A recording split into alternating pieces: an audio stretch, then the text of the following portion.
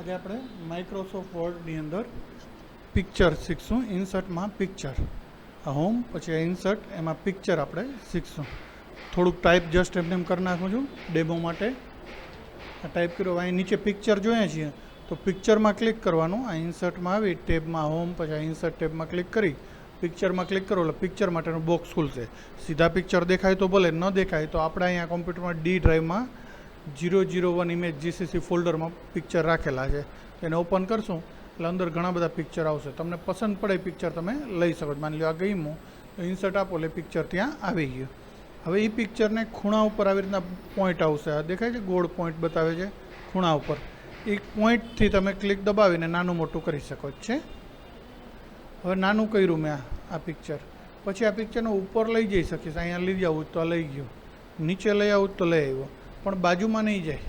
Picture છે તો એને બાજુમાં લઈ જવા શું કરવું, અથવા એ પિક્ચર ઉપર બીજું કંઈ વર્ક કરવા માટે શું કરવું. તો જ્યારે પિક્ચર ઉપર ક્લિક નહોતું ત્યારે અહીંયા આપણે જોશું તો છેલ્લે મેનુ તમે જોશો તો અહીંયા વ્યૂ અને હેલ્પ મેનુ છેલ્લા છે લાસ્ટમાં.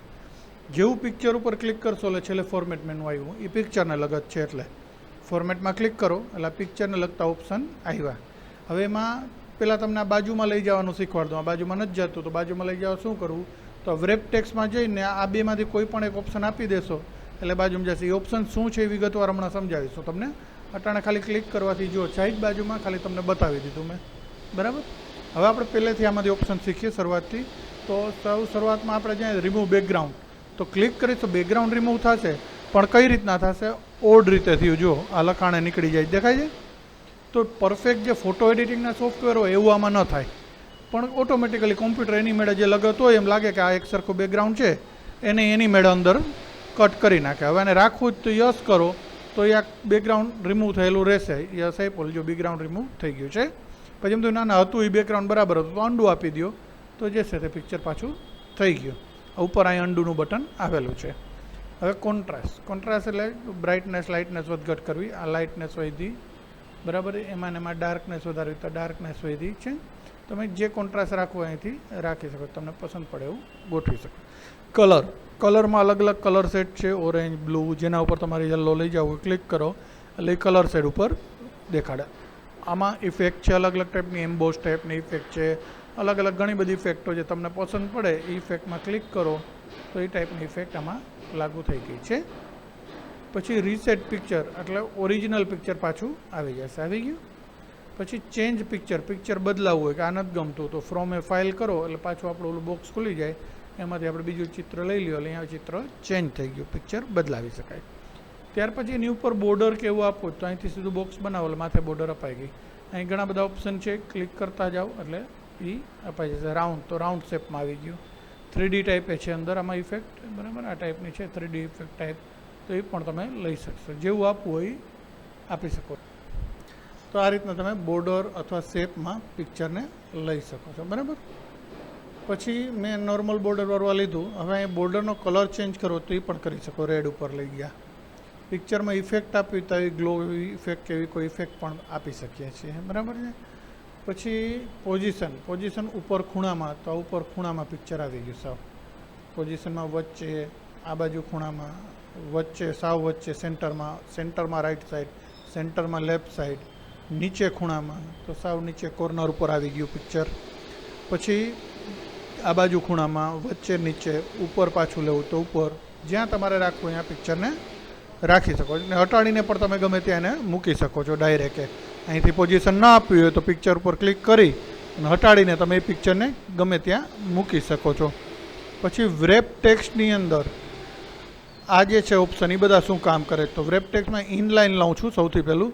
તો અહીંયા હું પિક્ચરને મૂકીશ તો એક લાઇન એની બાજુમાં આવશે ખાલી છે. અહીંયા હું મૂકું છું તો એક જ લાઇન એની બાજુમાં આવશે. પછી ઇનલાઇનને બદલે સ્ક્વેર આપું તો એક કરતાં વધારે લાઇન એની બાજુમાં, જેટલું લખાણ હશે એ બાજુમાં આવી ગયું. સ્ક્વેર પછીનું આપું છું તો થોડુંક એ લખાણ બાજુમાં ગયું. જો સાવ થોડુંક માઇનોર ફેર થાય, દેખાય છે. પછી થ્રુમાં એવું જ થશે. ટોપ અને બોટમ એટલે ઉપર ને નીચે એકે લાઇન બાજુમાં નહીં આવે. જો એરો લઈ જાય છે ને તો ઉપર નીચે થઈ જશે છે. પછી બિહાઇન્ડ ટેક્સ્ટ એટલે અક્ષરની પાછળ ચિત્ર હોઈ જશે, અક્ષર એની ઉપર દેખાશે. ઇનફ્રન્ટ ટેક્સ્ટ તો અક્ષરની ઉપર ચિત્ર આવી જશે, અક્ષર દબાઈ જશે પાછળ. આમાંથી એટલા ઓપ્શન કરવાના છે, ઇનફ્રન્ટ ટેક્સ્ટ સુધીના ઓપ્શન કરવાના છે.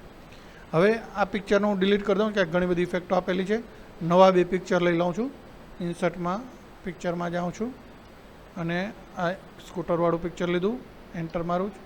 ઇન્સર્ટમાં પિક્ચરમાં જાઉં છું અને એના પછીનું આ બીજું એક પિક્ચર લીધું. 2 પિક્ચરને આપણે અહીંથી બિહાઇન્ડ ટેક્સ્ટવાળું આપી દઉં છું.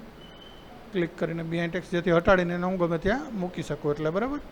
હવે હું આ જોઉં છું તો આ સ્કૂટરવાળું ચિત્ર પાછળ છે, દેખાય? સ્કૂટરવાળું ચિત્ર પાછળ વયું જાય છે. મારે ઉપર લેવું છે તો બ્રિંગ ફોરવર્ડ દબાવું એટલે ઉપર આવી ગયું.